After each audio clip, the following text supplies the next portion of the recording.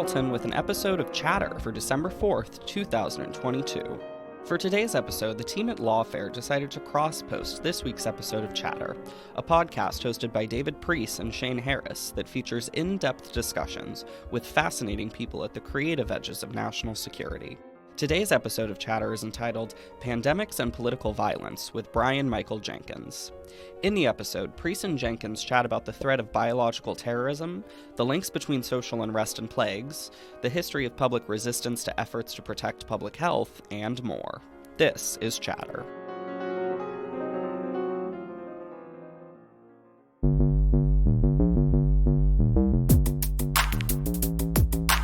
Welcome to Chatter. I'm David Priess, publisher of Lawfare. This week, terrorism expert Brian Michael Jenkins on pandemics and political violence. We've seen in the United States a statistical increase of homicides by 38%. It's the largest gain that we've seen in many, many decades. People seem to be on edge, quick to violence. That was a feature that was noted in the Middle Ages following the Black Death, and we're seeing it again now. It's not necessarily that the pandemic causes these phenomena that we are seeing now, but pandemics exacerbate the existing inequalities and other fault lines of our society.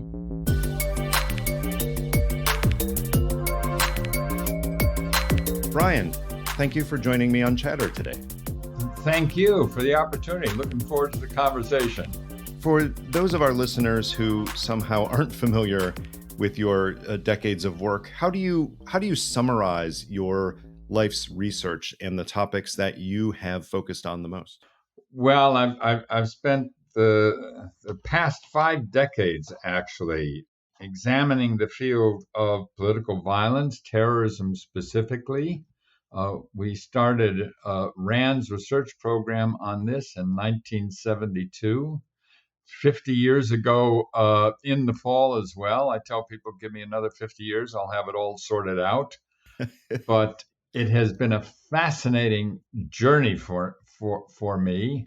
Well, in terms of that long sweep of looking at political violence, you've almost seen it all, right? You've seen coming out of the 60s into the early 70s, the wave of political violence in the United States and in Europe that took one flavor, but then the Middle East terrorism that arose in that era, which was different in some ways from the more recent experience of 9/11 and its aftermath. But you've seen biological terrorism. You've seen attempts at, chemical weapon terrorism. You've seen mass bombings. You've seen assassinations.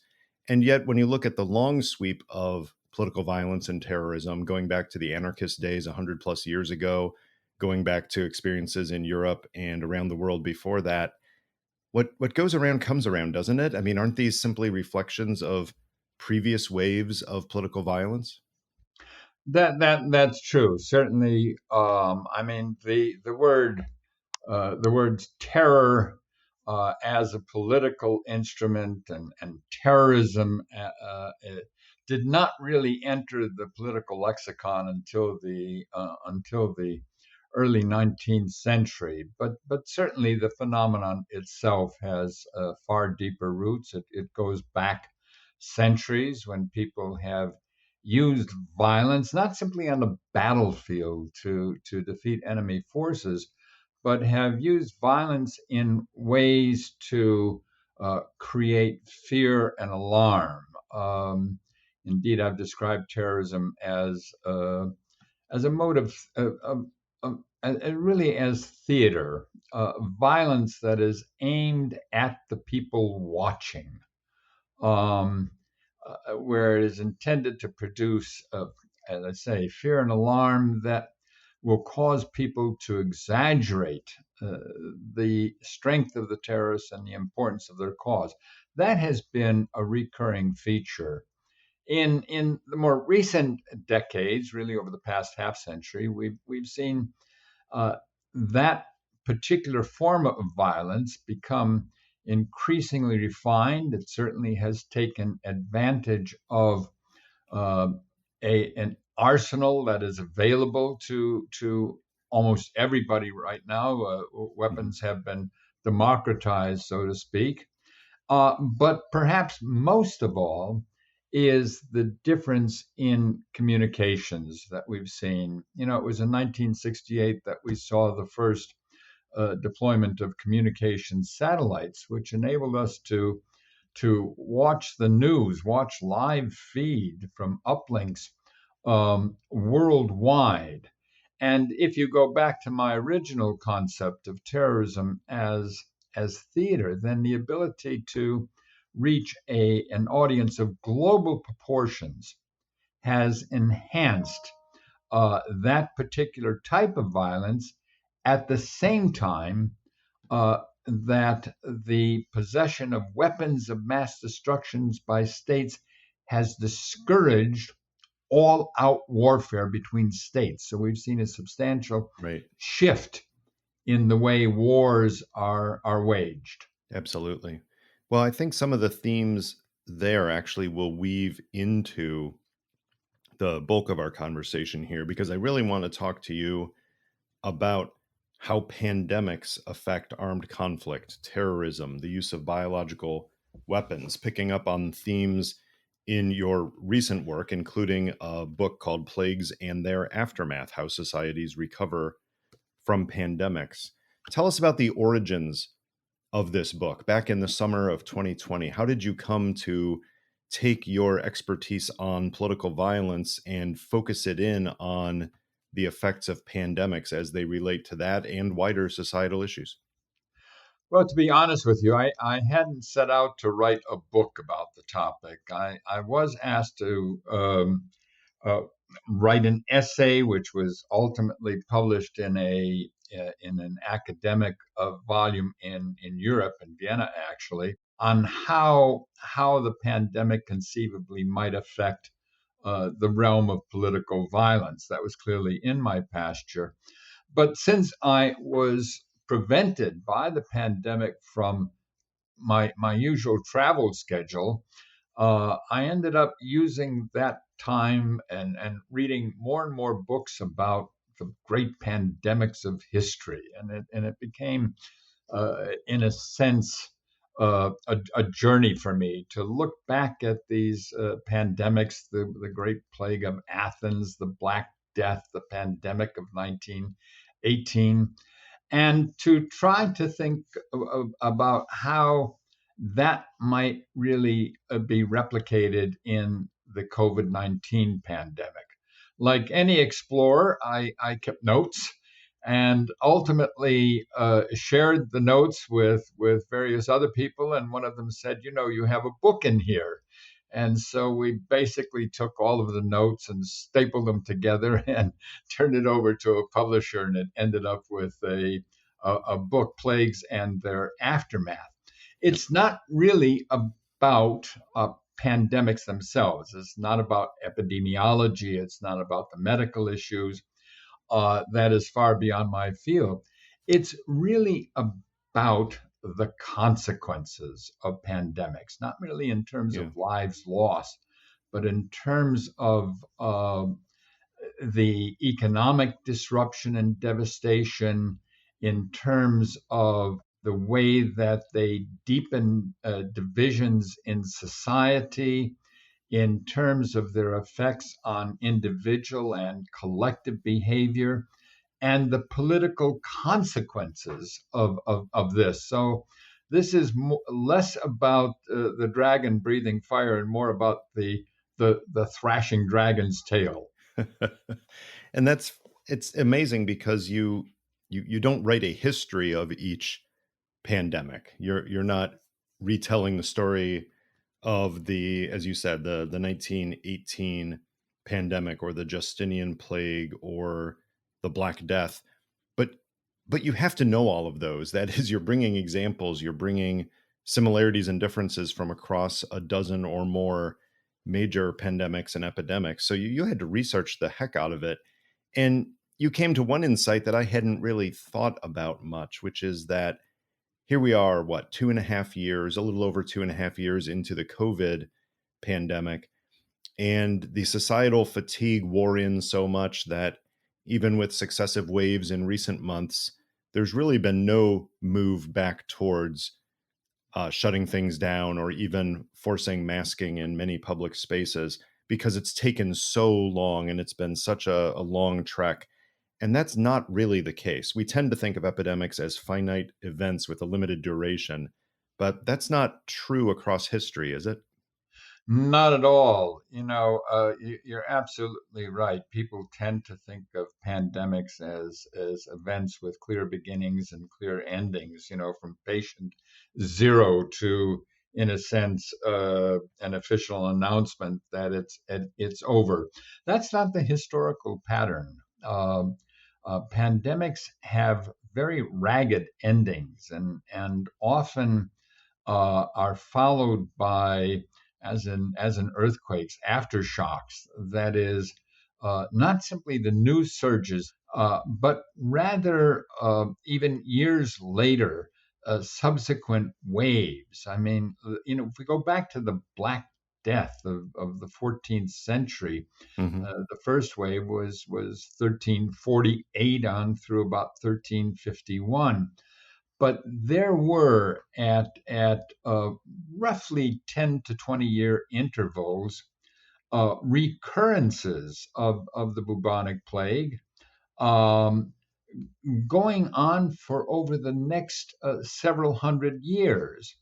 In the case of the cholera epidemics that swept across Europe in the 19th century, again, beginning at about 1830 and on up through the early 20th century, there were subsequent waves of cholera that affected vast areas of Europe. And of course, cholera remains a problem. We're seeing in places like Haiti and some other Right. areas of the world where there are conflicts, the occurrence of new outbreaks of cholera. So cholera and armed conflict kind of circle each other like binary stars Mm. throughout history. So again, the endings are long and ragged, and one is never entirely certain that it's over. I wonder how much of the popular conception of that, not necessarily the academic conception of it, which is obviously much more historically based, but the popular conception of that in the modern era probably has been influenced by movies and fictional representations. People can watch a movie about contagion or about an Ebola outbreak, and it fits nicely into a 90-minute or 2 hour frame where the scientists attack the problem and they figure out a way to contain it, or it becomes a zombie apocalypse. But either way, there is a quick resolution to it, and maybe it reduces the public's patience to understand that these do become endemic, right? So often many of these aren't finite events like an Ebola outbreak in one country in Africa and it can be limited, but they end up becoming something that just becomes part of the human fabric. That's true, and in many cases we see these outbreaks of disease become, in a sense, endemic, something that we end up having to live with for a long period of time. I mean, even now, as you point out, certainly people in the United States, have declared their own end to the pandemic. They're done with it. That was something we came through. But you look at the statistics, and while the death rate has fortunately gone far down, we're still killing, on average. COVID-19 is killing at a run rate of about 120,000 dead a year in the United States alone.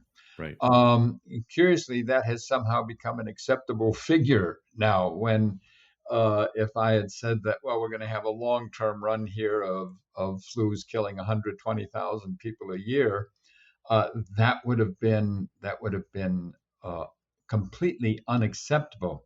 The other thing that I think the COVID-19 pandemic underscores is that for a variety of reasons, for reasons relating to the close proximity of animals to a growing population, uh, the rapidity, the velocity of modern travels, so that somebody sneezes in one part of the world, and literally within a few days you have a pathogen that has crossed the planet, and possibly because of some changes we are seeing in terms of our climate, um, that we really do face a future in which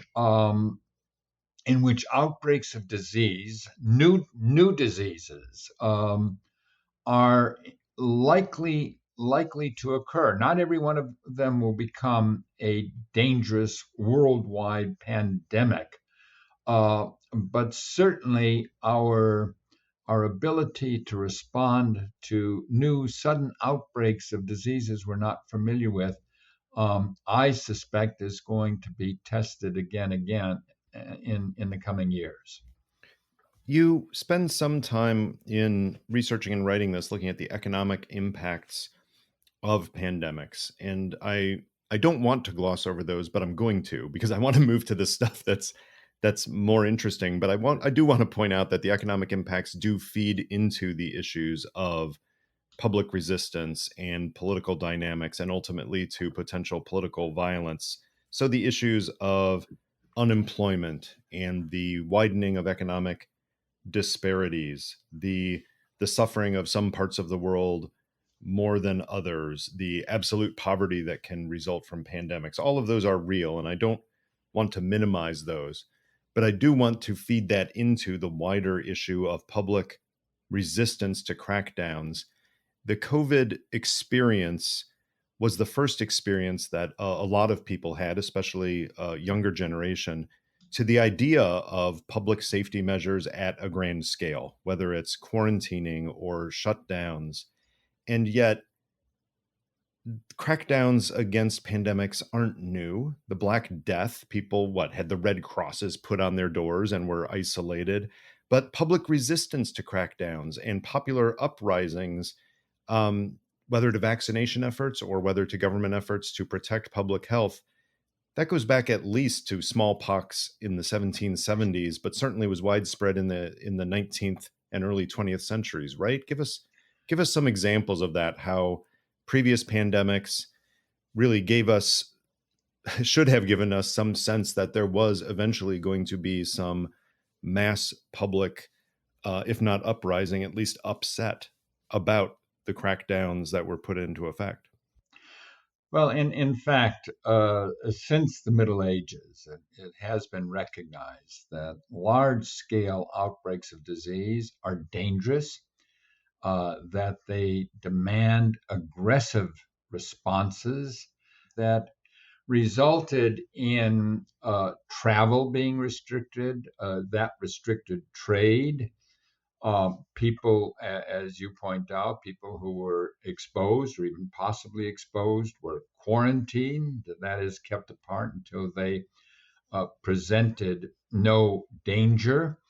And all of these had a devastating impact on the economies and the societies that they affected, and there was resistance even in the Middle Ages to these. Both there was resistance to the restrictions themselves, and of course at that time we did not have government-run programs to provide financial support to corporations and individuals facing economic stress.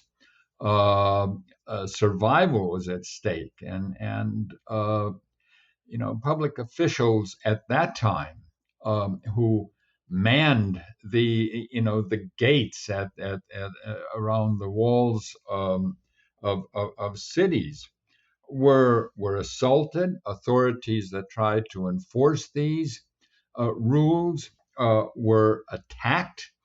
Uh, Doctors were attacked. People who came to take away those people who were infected with the disease, take them away to hospitals where they almost certainly were going to die and then be dumped into mass graves.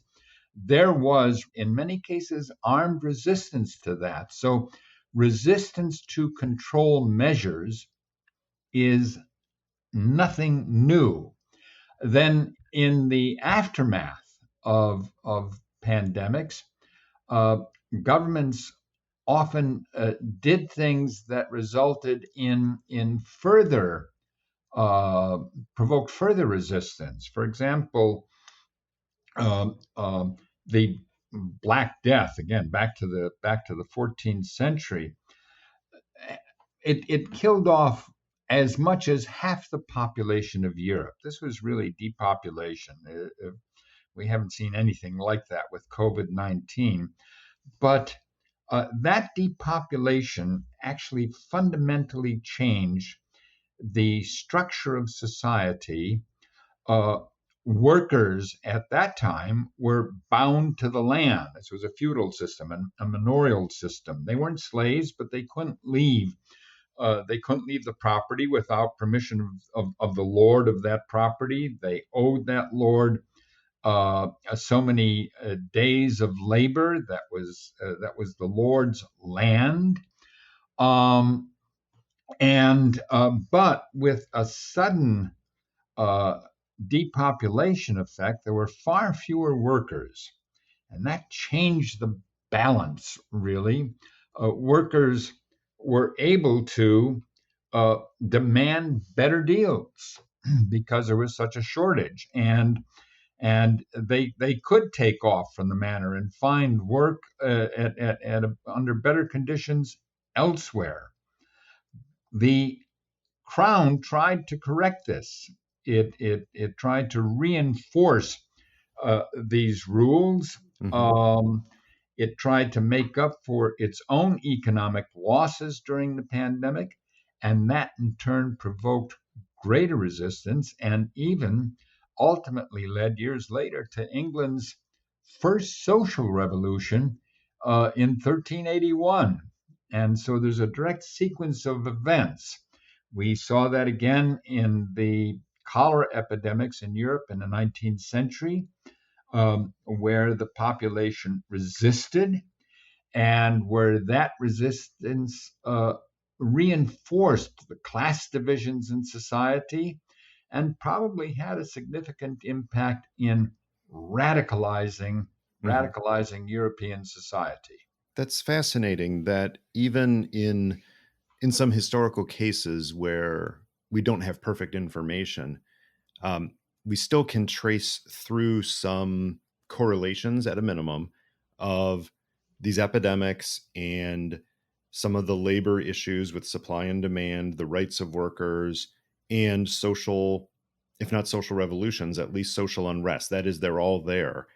Finding the causal relationships is a bit harder. That is, it's hard to say this pandemic caused this political revolution, but the elements are there. And it makes me wonder if, looking back at this with the experience you have of a similar issue, which is tracing political causes of terrorism, which is also not always a specific mathematical causal relationship, did you find that your changing views on this were in some ways expanded because of your ability to look backward and say, well, wait a minute, there are trends across these dozen or so pandemics that in each individual case we may not be able to nail down that this pandemic in this country led to this political result years later, but if it happens enough times across enough countries, there is something to this effect. Wow, that's a fascinating question, and thinking about it for a moment. Um, First of all, one ought not to overstate any notion that I could come up with these a tidy set of linkages, from pandemic to social revolution. Indeed, the historians who have studied these events uh, in far greater depth than I have are still debating the effects of the 14th century Black Death 700 years later. So it's not as if this That's has a lot been of dissertations and peer reviews and arguments at right. conferences. But what was fascinating is how many times uh, these same themes, these same lines of conflict emerged again and again, and therefore probably these historians of plagues in the Middle Ages and pandemics in subsequent centuries would be, I think, very little surprised by by what has occurred during COVID-19. That doesn't mean it occurred in the same way, but the same dynamics were there playing out. Now, how these will play out, here again, one wants to remain appropriately humble. We don't know, and indeed, people say, "Well, what is post-pandemic society going to be like, Brian?" And my answer is, uncertainty. Really, we are far from clear how this is all going to unfold. Right. But we are seeing again these same themes play out. I mean, I mentioned depopulation in the 14th century, leading to a change in how workers, Right. serfs, at the time viewed their condition and altered their attitudes. And we fast forward 700 years, and we're looking at things like the Great Resignation. That Mhm. is Mhm. unprecedented numbers of people leaving their jobs, in part because pandemics cause people to think about their current condition, about what they are doing, about how they want to spend the rest of their life, about taking advantage of new opportunities that may arise. And so we are seeing play out, albeit in a very different fashion, in this so-called Great Resignation, some of the same dynamics that have been apparent in previous centuries, even going back to the 1918, 1919 flu pandemic. That was Mhm. followed by a period of labor militancy, of a wave of strikes, uh, in a sense, again, the system adjusting Mhm. to fundamental changes. The Great Resignation, by the way, the term is not the invention of an economist. Mhm. It's by Dr. Klontz, who is a psychologist, and what it really is, it's less about economics and I think more about attitudes of people, and pandemics fundamentally change attitudes. Right. That's that's an interesting point that the pandemic may be the ultimate cause or one of the ultimate causes for some of these changes, but there are many intervening variables. And you can't say COVID pandemic, great resignation. It's COVID pandemic, people in lockdown, many people, especially knowledge workers, in a position where they can function virtually very similarly to the way they functioned in an office environment. But the displacement and the psychological feelings and the change in terms of people's values and what do you value when it comes to the use of your time, that's not all the pandemic. That's human psychology. That's sociology playing a role here. And the resignation, you can trace it back to the pandemic, but it couldn't have happened without some other things along the way that build on many disciplines in the social sciences. That's true, and it's fascinating, David. Doctors talk about the concept of comorbidity. That is, uh, the actual COVID-19 affects patients differently, and it affects them in many cases according to their pre-existing conditions. Some of them will be hit more severely by the disease because of pre-existing conditions, whether it's diabetes or obesity or respiratory problems. Um, and that appears to be the case with societies as well. It's not necessarily that the pandemic causes these these particular phenomena that we are seeing now, but rather that pandemics expose and exacerbate the existing inequalities, divisions, and other fault lines of our society, and in many cases even in individuals. And so it's not the pandemic as source, it is rather the pandemic as a complicating factor in deepening these effects. Absolutely. Doctors also are talking a great deal now about long COVID. That is the constellation of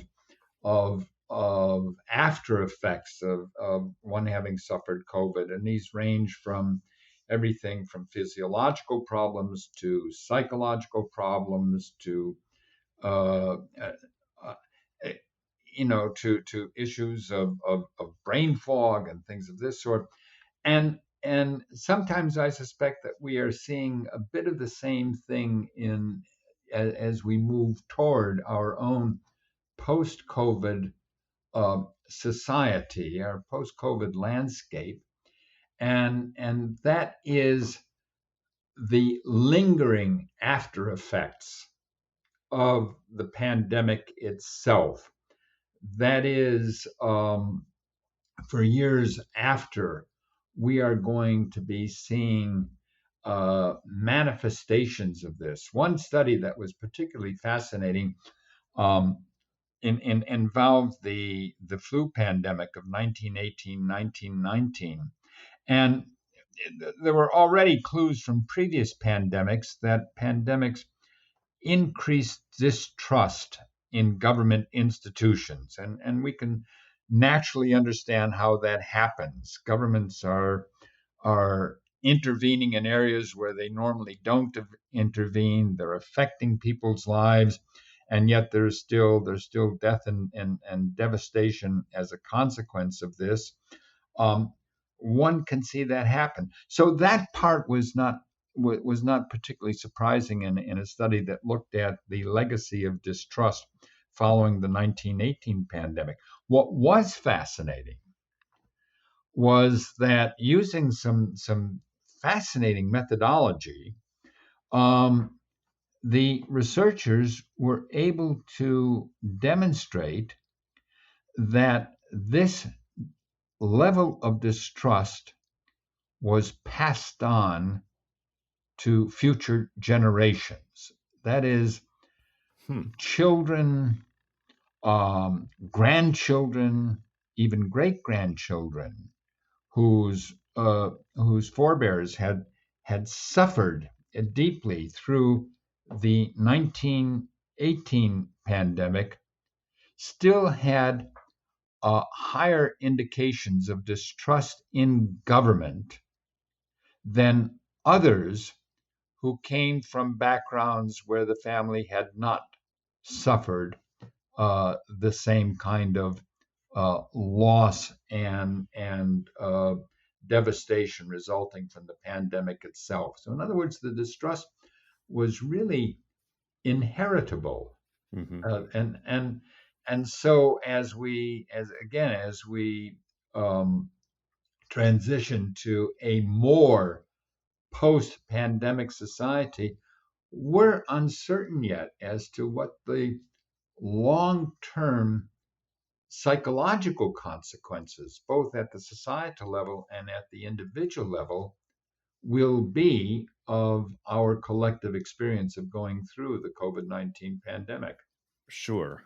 But we do have a sense of some of the wider political implications of it.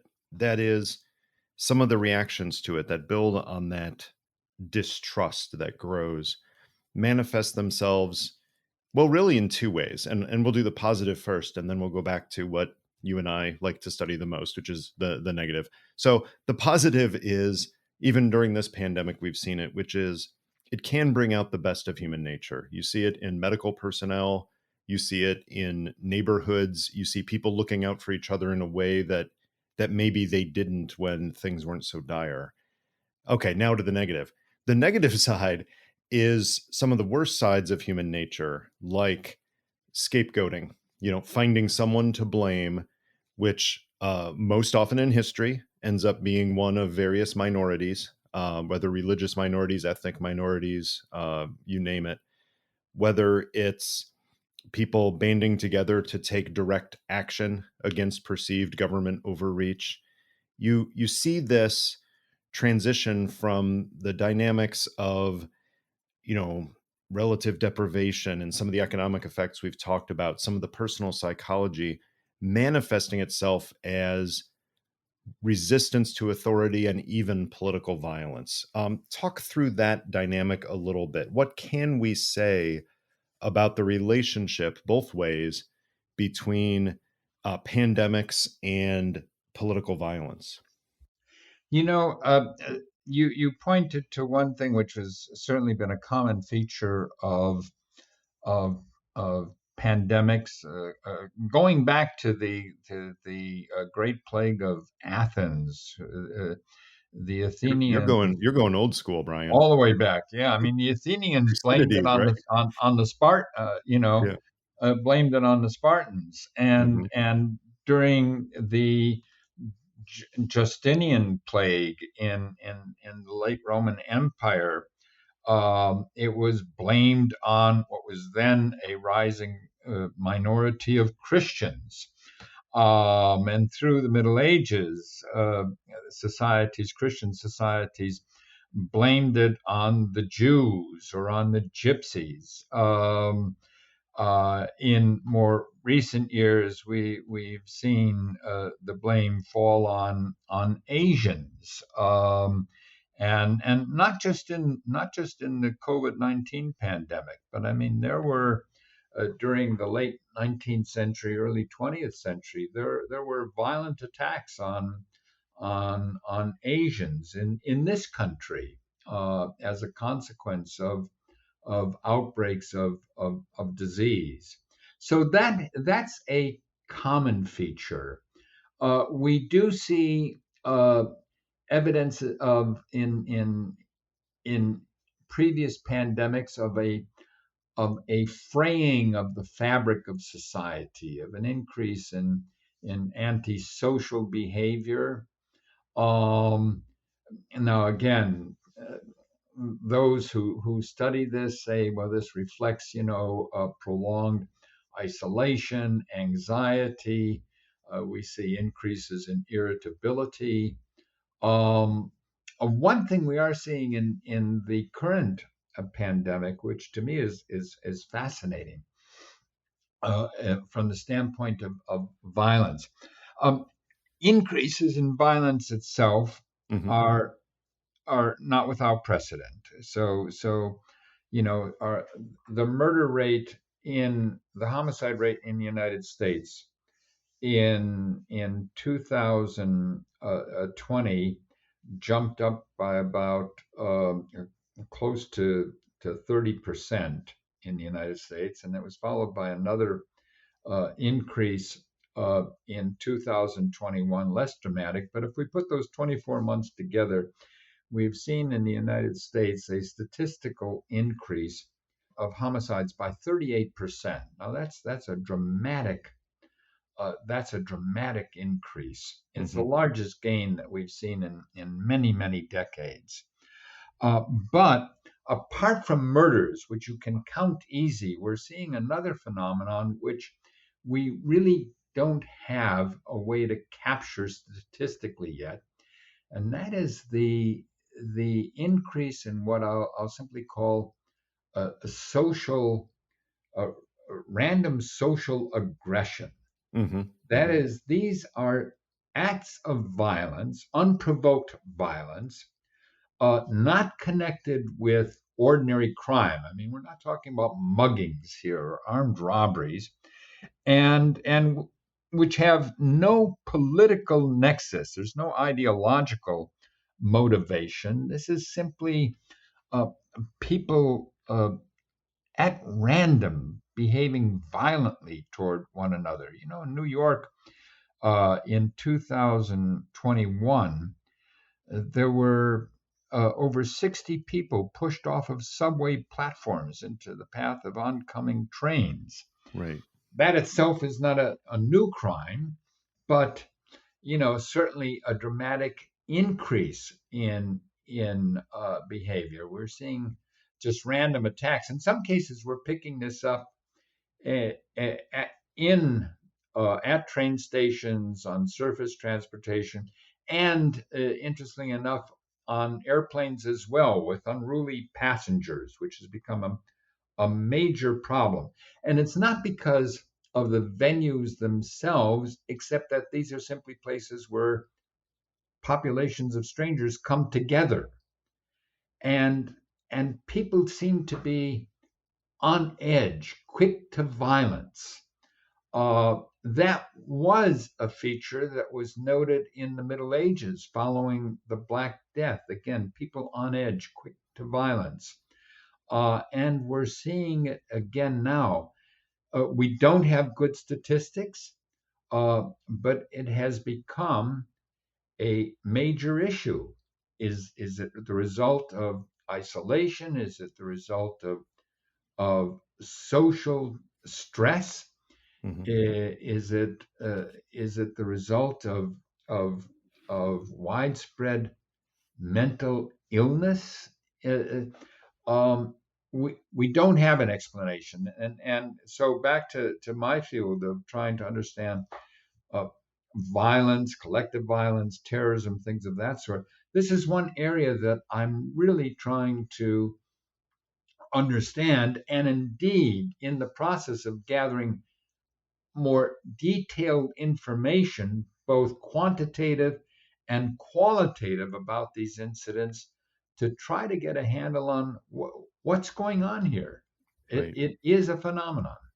One other factor that builds into this before we do talk specifically about terrorism and the use of biological weapons is the issue of communications as a political repercussion of pandemics. During any pandemic, and we've seen it in the COVID-19 pandemic, public officials um, were at least accused of, and sometimes did, provide inconsistent and conflicting information, which feeds into some of these dynamics we've talked about in terms of mistrust and distrust.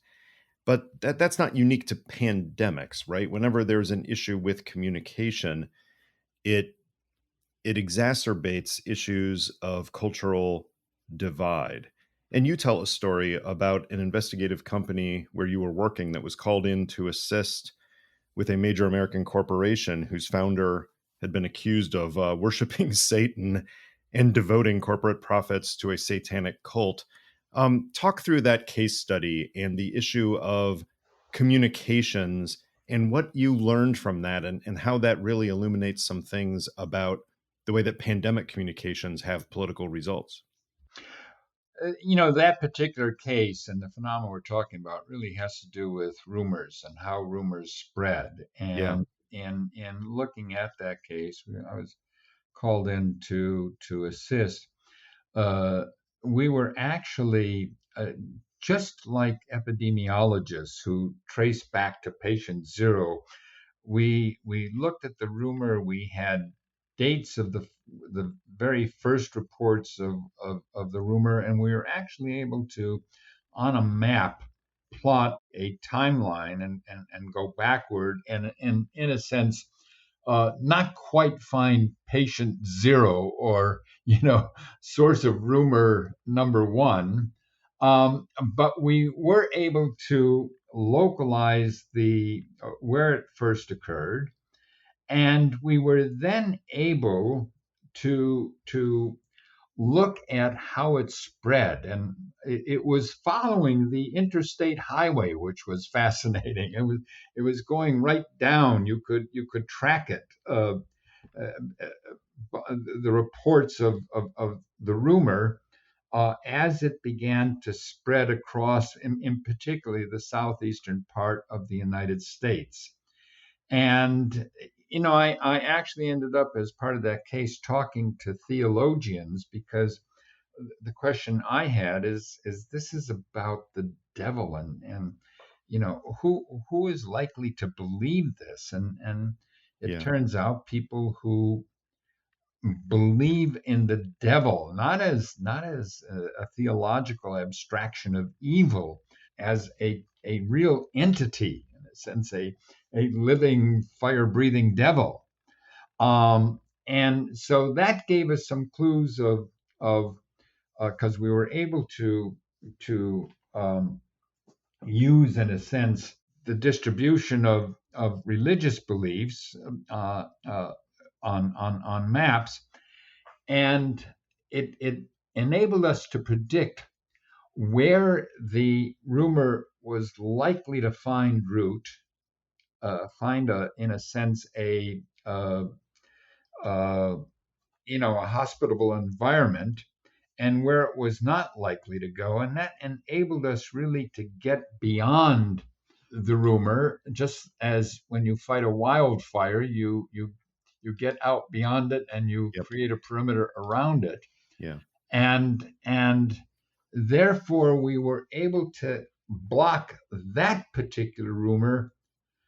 But here again, just as in dealing with a contagious disease, uh, rumors mutate, and the rumor went right up to the edges of where we tried to block it, and it mutated into another form and went right beyond the perimeter, and took off in a Wow. in a new direction. And again, that's certainly something we've seen with all of the multiple variations of COVID-19. And we're talking, Brian, we're talking about the late 80s, early 90s, and that's not even today's environment of the internet, social media, 24/7 news channels, heightened partisanship. I have a feeling that those rumors would have mutated faster, would have spread well beyond any perimeter you could have set up. Um, Even though it's only been, what, 30 years since you did that, it's almost a different political environment now. You're absolutely right. We did not have to deal with the internet. We were not dealing with social media. We were dealing with something that was spreading primarily, mouth to mouth, primarily by individuals, occasionally propagated on a radio talk show or something like that, or a TV talk show. But we did not have the internet. And in today's environment, that has fundamentally changed things in terms of the Yeah. velocity, and the magnitude of reach, that the internet and social media provide. Mhm. And we certainly could not have, in today's environment. And that is a fundamental change.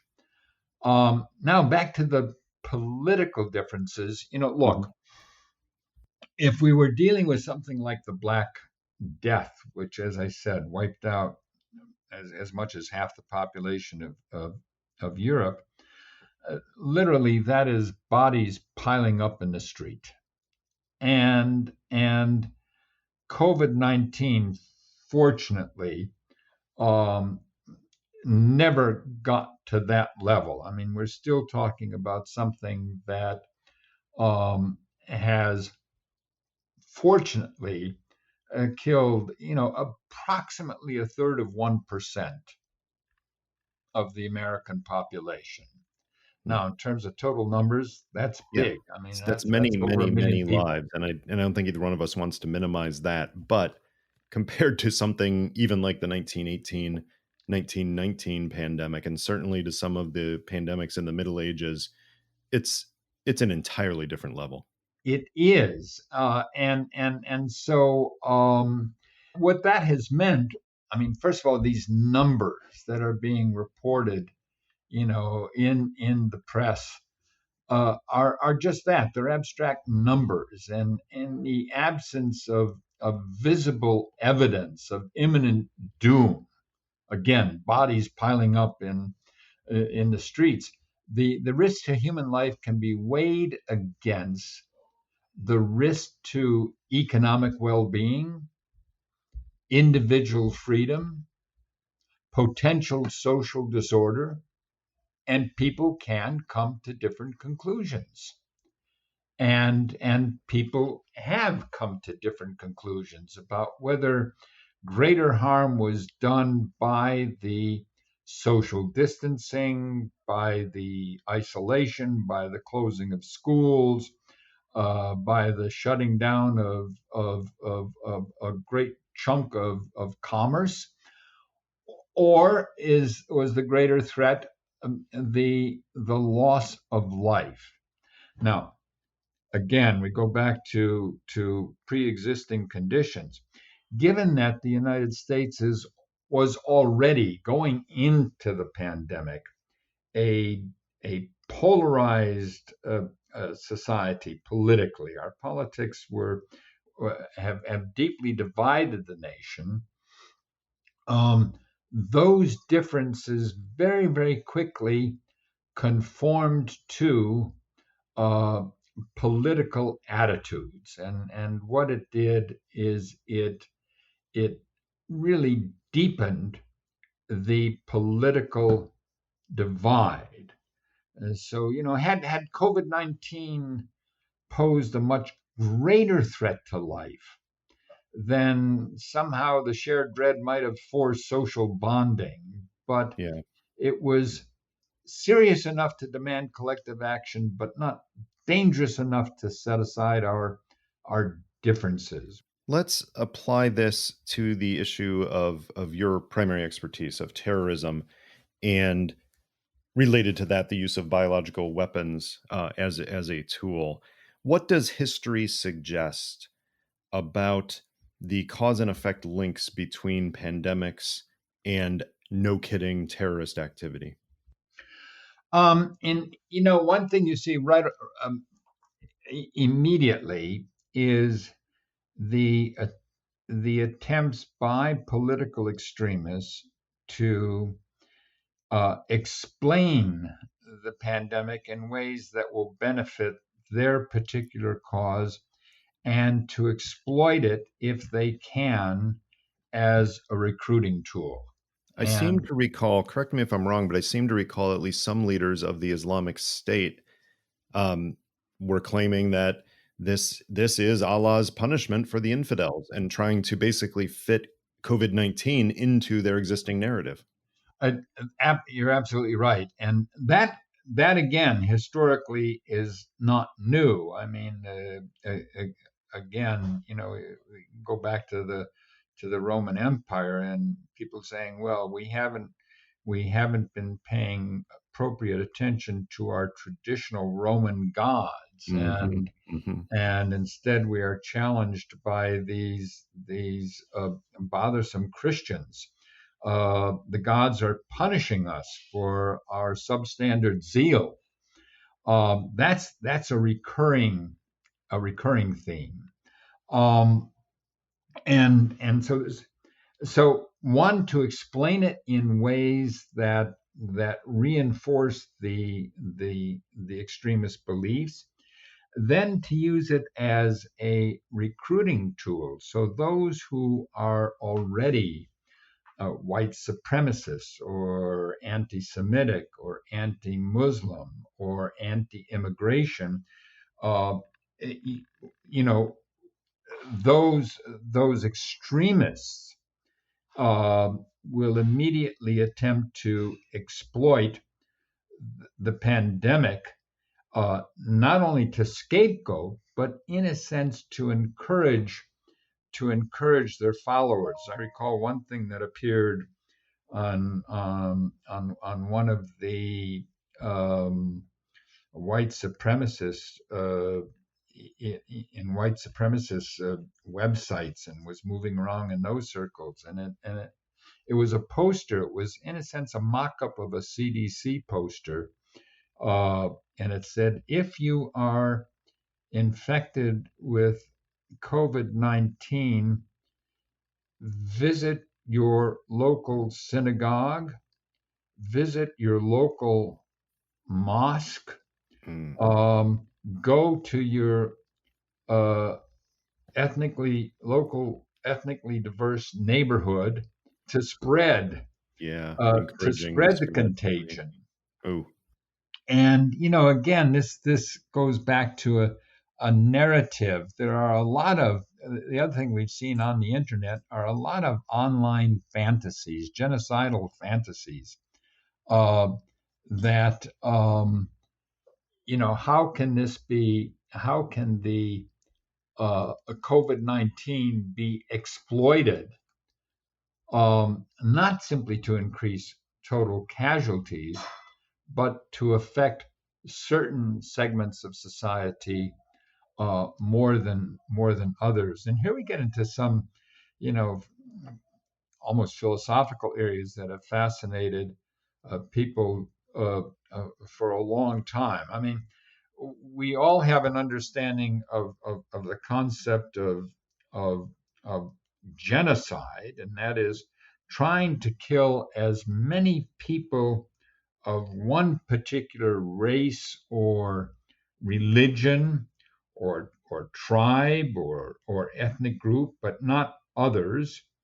Um, and so something like the pandemic is fascinating in terms of its capability to kill large numbers of people. But the operational challenge is it's just killing everybody, and it's not simply killing the right people, so to speak. And so we're seeing a lot of, as I say, a lot of genocidal fantasies and so on.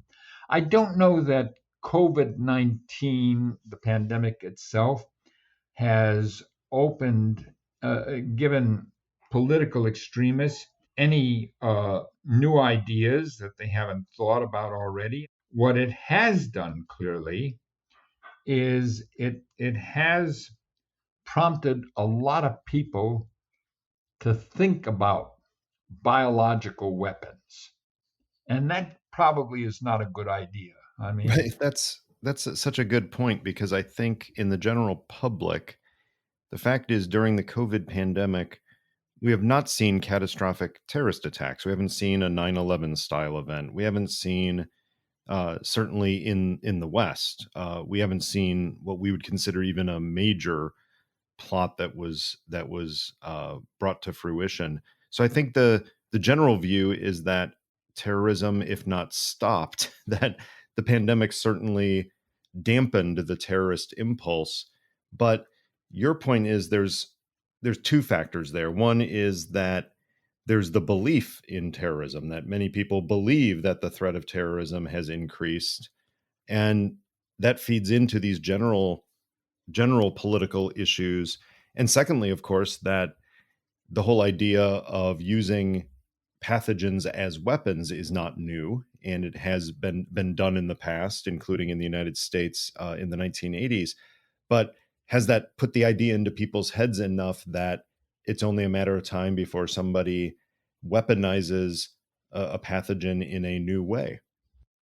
It is a cause for concern, and certainly we have seen that as well. That this has brought the pandemic has brought renewed attention uh, to the area of pandemics, of widespread outbreaks of disease, whether those have natural causes or represent an escaped pathogen from some biological laboratory, which was certainly is one of the explanations for the origins of COVID-19, or whether it is a deliberate attack by a state or non-state enterprise.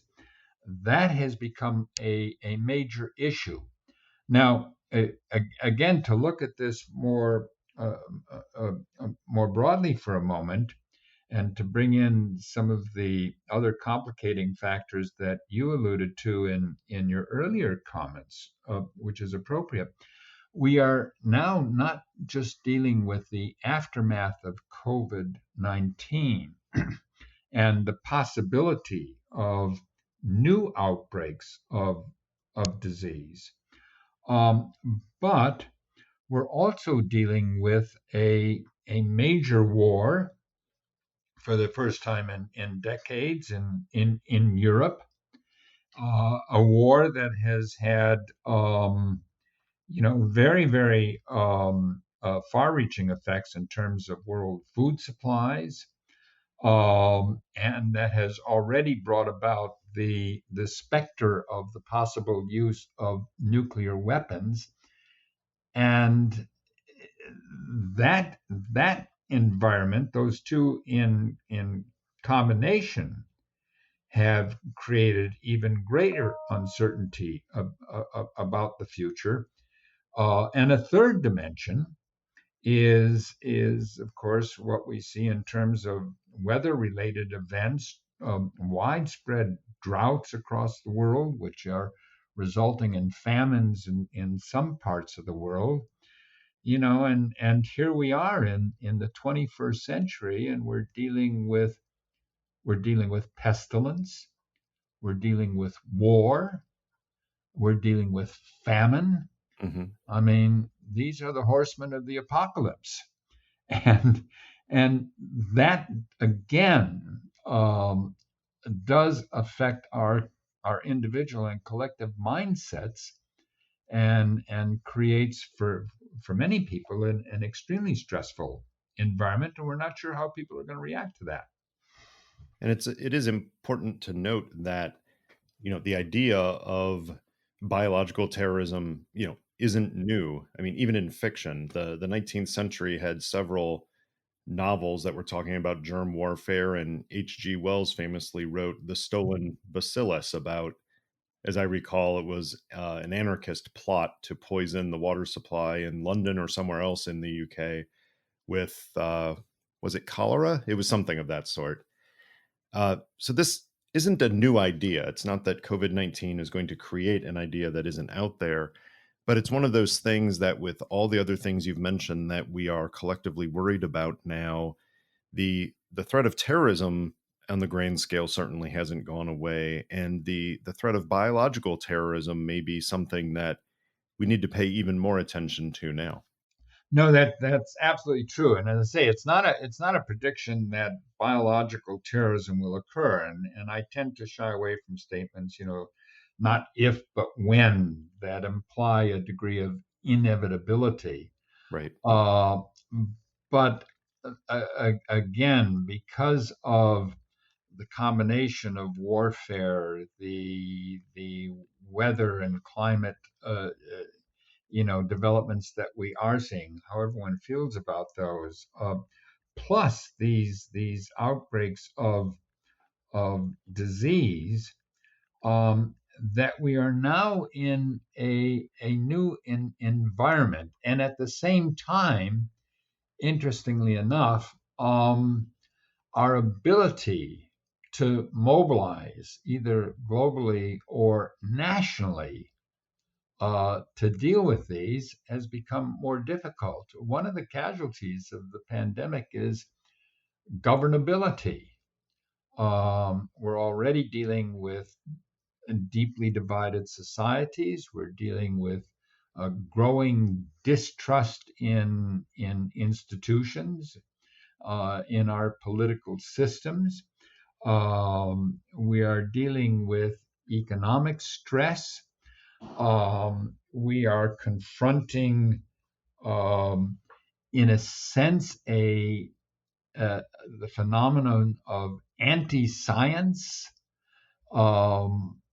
and we're dealing with disinformation, misinformation that spreads on the internet, at literally at the speed of light. Yeah. And that's something that we're not well organized right now to deal with, and it's uncertain how we will deal with that. I mean, how will we deal with these challenges, especially in a democratic society, which is always going to be a bit a bit more disorganized and certainly turbulent than an absolute dictatorship. But to look at the contrast, by the way, democracies didn't perform exceptionally well in the pandemic.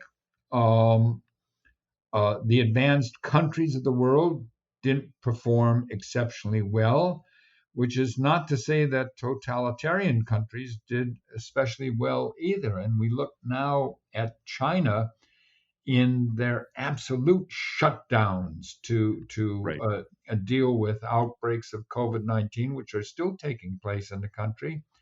And I see recently that they're facing growing resistance and violence in China. So how do we govern in an environment where, for a variety of reasons, which the pandemic has exacerbated, how do we govern, especially in democracies, and remain democracies? Sure. And it really highlights the dynamic you brought up earlier, which is that there have been thousands of years of political theory trying to devise what's the ultimate purpose of the state and collective action. And these reactions to COVID really highlight this, that on the one hand, you can say that the main purpose of the state is to protect the well-being of the overall state, in which case economic health is part of that. And you can't do too dramatic of a shutdown because it hurts the economy, and maybe it's actually worth sacrificing some lives and taking some casualties to do that, in a metaphor for actual physical war. On the other side, of course, is the fact that the good of a country could be measured in terms of the welfare of the population, in which case the priority is on saving lives, even if that means interrupting social, political, economic activity to do so. And you're right. You've seen both countries, like at one extreme, not necessarily succeeding, and then countries at the other extreme not succeeding. So it doesn't actually give us any purchase on that fundamental political question of which way of looking at the collective good is right in all cases. No, that you're absolutely right, and so as I say, we're seeing all of these trends come together in a much more turbulent world. In a certain respect, and of course I speak as an older man. You know, yes, we have gone through turbulent times in our own history. I mean, in our own country, gosh, the 1960s were a period of enormous turbulence and not a small volume of domestic political turmoil and violence that gave rise to the terrorist bombing campaigns in this country of the 1970s. So the Mhm. fact that we have gone through this before, and one can have a personal memory of that period, is somewhat reassuring. At the same time, um, the we look at these new developments and a deeper polarization and the technology of social media and the mass resistance along these philosophical lines, uh, and you say, what perhaps the past, uh, that we saw was comparatively less challenging, more tranquil. Although during the Cold War we faced, the prospect of nuclear war. In many respects, that was something that was more manageable than what we are confronting now. And so Yeah. it is worrisome. And that is not it's not that the pandemic again has caused that. It is that the pandemic has exposed it hmm and uh, exacerbated it. To put a bow on this, Brian, I'd like to connect this conversation to uh, a recent work you've published elsewhere, which takes on a really difficult challenge, and you dive right in, which is trying to create a pragmatic, no kidding strategy to counter domestic political violence while doing no harm. That is, without putting alcohol in the flames. Um, in your way of writing that up in the U.S. Military Academy's publication, the CTC Sentinel, you write about many of the dynamics that have combined to make this a particularly dangerous moment for domestic political violence in the United States.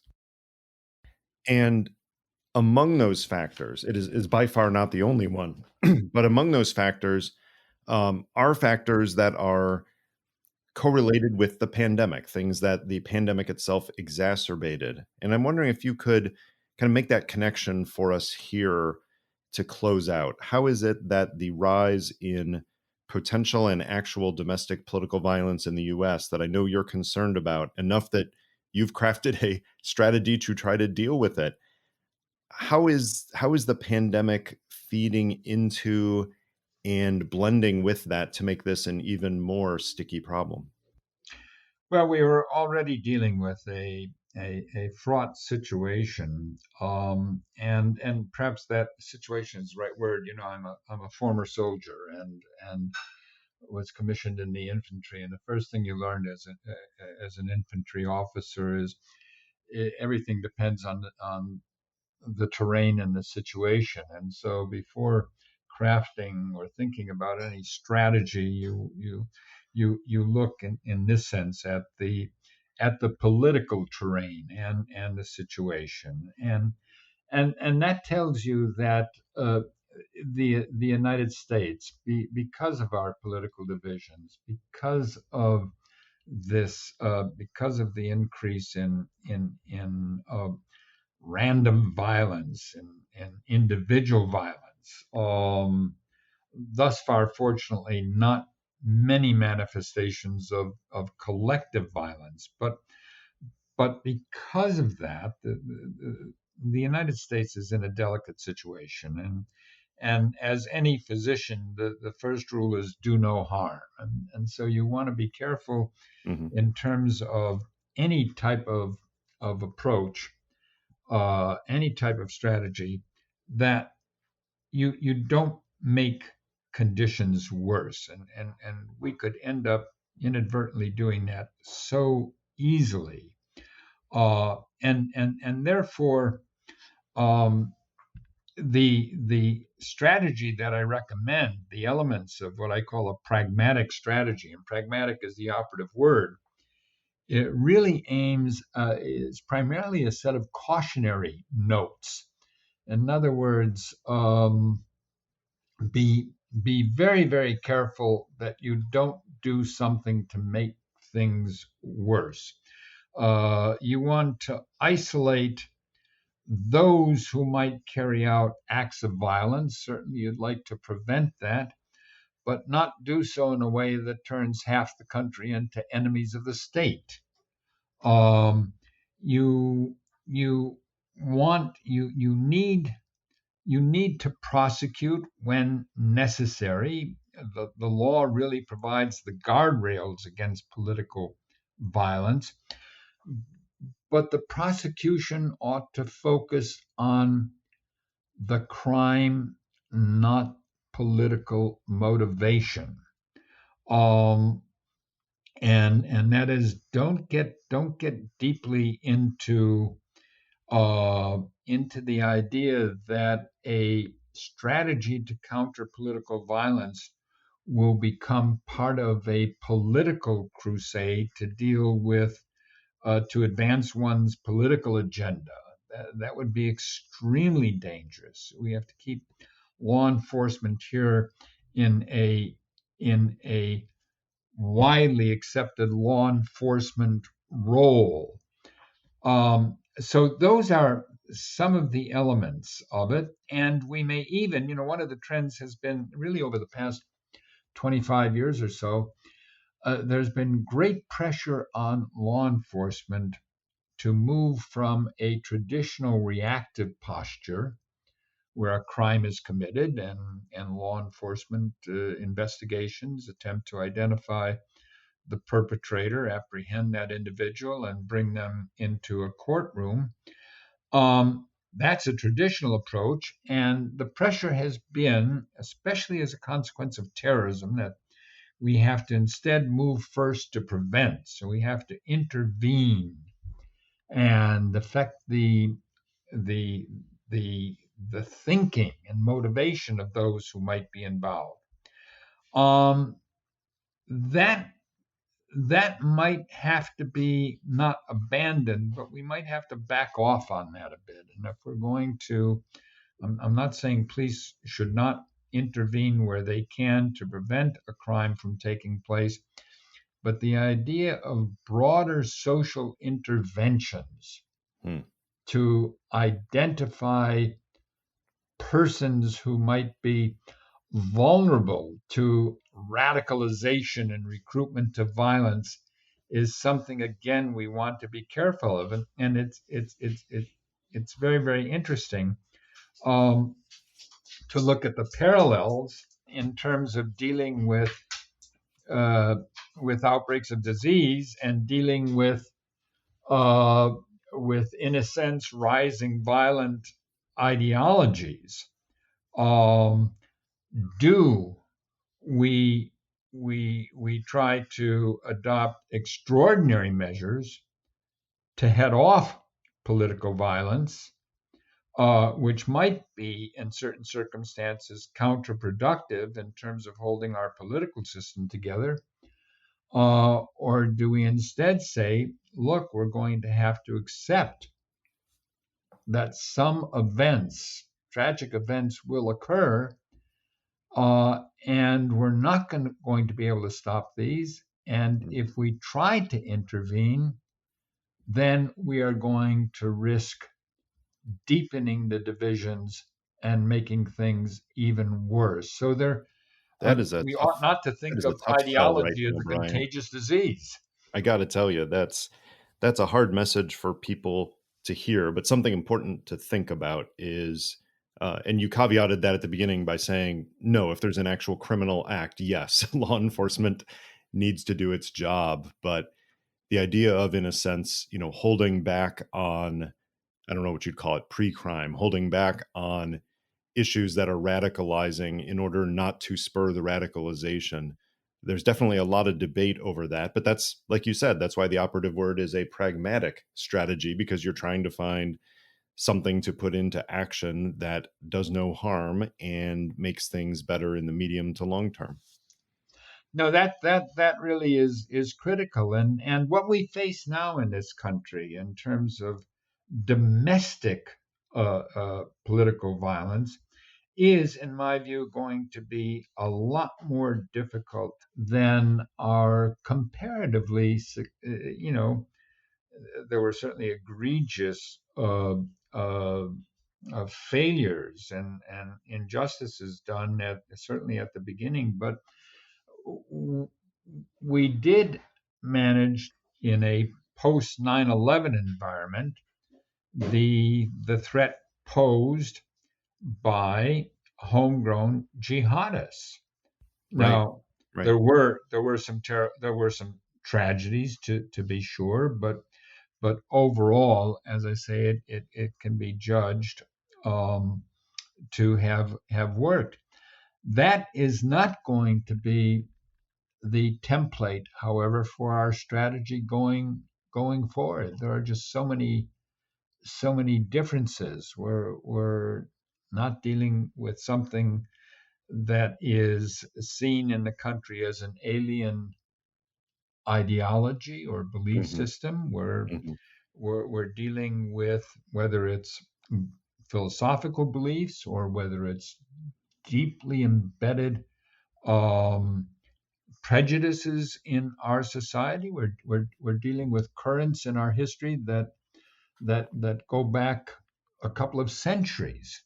Yeah. We're not going to we're not going to be able to suddenly, in the name of countering political violence, strip mine American society of bigotry, Hmm. Yeah. and we ought not I to have that wish you were illusion. wrong, but I fear you're right about that, which is we deal with the society we have, not with the society that we'd idealize. Um, these are all challenging issues, and I appreciate your insight and really your perspective on these to help illuminate some of our current dynamics through the study of the plagues and the recoveries from them, but also trying to look at what's different and what's the same about that in its impact on domestic political violence. But we do end the podcast episodes with a reach into our chatterbox, and I'm going to pull out a random question to close. Brian, who is someone in your field or a related one whose work more people should be following? Oh, golly. I would almost want to say, in some respects, that we want to go back to some of the works that fall outside of the more narrowly defined realm of political terrorism. I mean, we want to look at things like Eric Hoffer's The True Believer, which gets into the dynamics of people's belief systems that we want to look at. In some cases, even going back to uh, some of the novels that were written in the 19th century, early 20th century, about anarchism, and where the novelists really got a handle on people's attitudes and beliefs. This is the analysis of political violence is not really about events. That's you can find that in a chronology. Right. It's about human behavior. This is Right. this is Right. The about human psychology, the beings. sociology. I mean, you immediately, when you bring up anarchist novels, I immediately go to G.K. Chesterton and The Man Who Was Thursday, which was just, I don't want to say fun because it was disturbing in its own way, but what an interesting way of looking at the social dynamics of early terrorism. You're absolutely right. You have to read things like Dostoevsky and things of this sort to get at notions of how people think. And so it's not a matter of nominating, the expert on terrorism. It's really about understanding human behavior, which is so much Mhm. more difficult, and without any assumption that you're going to get the answer right. That's the hard part. Is you gain insight, you gain some understanding, but you don't. It's not a magic solution machine, right? Right. Well, Brian, I appreciate your time. I appreciate your experiences and insights. Thanks for coming on Chatter. Well, thank you so much, and I enjoyed the conversation. Obviously, as I said, at the outset, this is something I've worked on for decades. that leads to a problem that I can speak about it for days unless interrupted. And again, thank you for the excellent questions. I've really enjoyed it. You're welcome. It was my pleasure.